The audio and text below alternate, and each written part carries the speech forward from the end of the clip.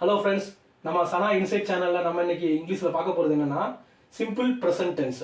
அதாவது ப்ரெசன்ட் டென்ஸ்னா வந்து நிகழ்காலம் இல்லைங்களா? அந்த நிகழ்காலத்தில் வந்து அந்த சென்டென்ஸை ஃப்ரேம் பண்ணும்போது ஒரு 3 வகையாக வந்து அது பிரியுது. ஒன்று வந்து பார்த்தீங்கன்னா பாசிட்டிவ். இந்த பாசிட்டிவை இன்னொரு முறையும் சொல்லுவாங்க, அஃபர்மேட்டிவ்வாங்க. இன்னொன்று அது பாசிட்டிவாக நம்ம வந்து நேர்மறையாக வந்து பேசுறது ப்ரெசன்ட் டென்ஸை. நெகட்டிவ்னா எதிர்மறையாக அதே ப்ரெசன்ட் டென்ஸை வந்து எதிர்மறையாக பேசுறது. அடுத்து மூணாவது வந்து பாத்தீங்கன்னா இன்ட்ராகேட்டிவ், அதாவது கொஸ்டினரி மாதிரி, அதாவது கேள்வி மாதிரி கேட்கறது. அப்படியும் வந்து ப்ரெசன்ட் டென்ஸை பேசலாம். ஸோ பாசிட்டிவ், நெகட்டிவ், இன்ட்ராகேட்டிவ் 3 வகையா ப்ரெசன்ட் டென்ஸை நம்ம வந்து பிரிக்கிறோம். சரிங்களா? அப்புறம் இந்த டென்ஸ்ல நம்ம எடுக்கும்போது 6 வகையான சப்ஜெக்ட் வந்து நமக்கு இருக்கு. அது ஏற்கனவே வந்து நமக்கு வந்து நவுன் இதெல்லாம் நம்ம வந்து சொல்லும் போது இந்த சப்ஜெக்ட் எல்லாம் உங்களுக்கு எக்ஸ்பிளைன் பண்ணியிருப்பேன். ஐ, யூ, ஹி, சி, இட், தே 6 வகையான ஒரு சப்ஜெக்ட் நம்ம எடுத்துருக்கோம்.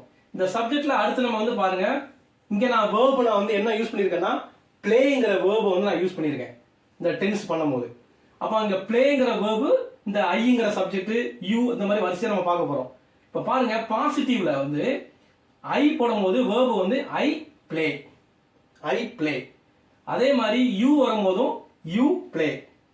அடுத்து பாருங்க, இந்த ஹி, சி, இட் இந்த 3க்கும் எப்போதுமே நம்ம வேர்பு, எந்த வேர்பு நம்ம போட்டாலும் அதுல எஸ் வந்து நம்ம சேர்க்கணும். என்ன செய்யணும்? எஸ் வந்து சேர்க்கணும். ஹீஸ் இப்போ வாக் அப்படின்னா வாக்ஸ்.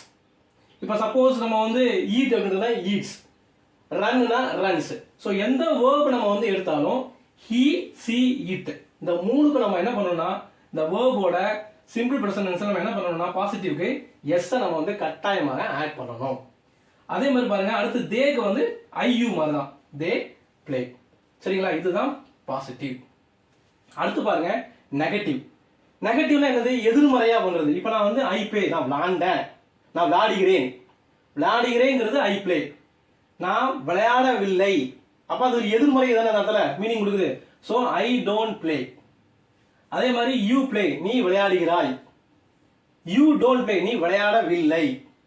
அதே மாதிரி ஹீ பிளேஸ், அவன் விளையாடுகிறான். இங்க ஹீ டசன்ட் பிளே, ஏன்னா இங்க வந்து பாருங்க இங்க எஸ் ஒன்னு ஆட் ஆயிருக்குல்ல. சோ இங்கெல்லாம் வந்து எஸ் வரல, அதனால வெறும் டூ மட்டும் இங்க வந்துட்டு. இங்க எஸ் வந்ததுனால இங்க டூவோட எஸ் வந்துருது, அதனால ஹீ டசன்ட் பிளே. அதே மாதிரி பாருங்க, சிக்கும் இட்டுக்கும் she doesn't play, it doesn't play. So இந்த 3க்கு மட்டும் இங்க எஸ் சேர்ந்ததுனால இங்க டசன்ட் வந்துருக்கு. சரிங்களா? அதே மாதிரி தேக்கு பாருங்க, தே டோன்ட் பிளே. புரியுதுங்களா? ஸோ இந்த இது எல்லாமே வந்து நெகட்டிவ்.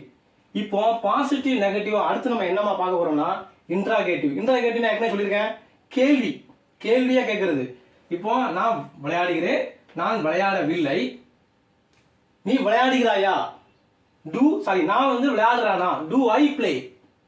நான் விளையாடுகிறானா? அப்போ வந்து நீ விளையாடுகிறாயா? Do you play? Does he play? அவன் விளையாடுகிறானா? டஸ் சி பிளே? அவள் விளையாடுகிறாளா? Does it play? அது விளையாடுகிறதா? To they play? அவர்கள் விளையாடுகிறார்களா? எல்லாமே விளையாடுகிறார்களா இந்த பிரசன்ட்ல கேட்கறது. ஸோ இது எல்லாமே இன்ட்ராகேட்டிவ்ல வந்து கேள்வியா இருக்கு. பாசிட்டிவ்ங்கிறது வந்து நேர்மறையா சொல்லக்கூடிய விஷயங்கள், நெகட்டிவ்னா எதிர்மறைனா நான் பண்ணல, ஒரு விஷயத்த பண்ணலைங்கிறதா வந்து எதிர்மறையா நெகட்டிவ். அதே விஷயத்த கேள்வியா கேட்கும் போது do I play, do you play, does you பிளேங்கிறது எதிர்மறையா கேள்வியா கேட்கக்கூடியது. சரிங்களா? ஸோ இந்த மாதிரி தான் நம்ம வந்து ப்ரெசன்ட் டென்ஸ்ல வந்து ஒரு 3 வகையா பிரியுது.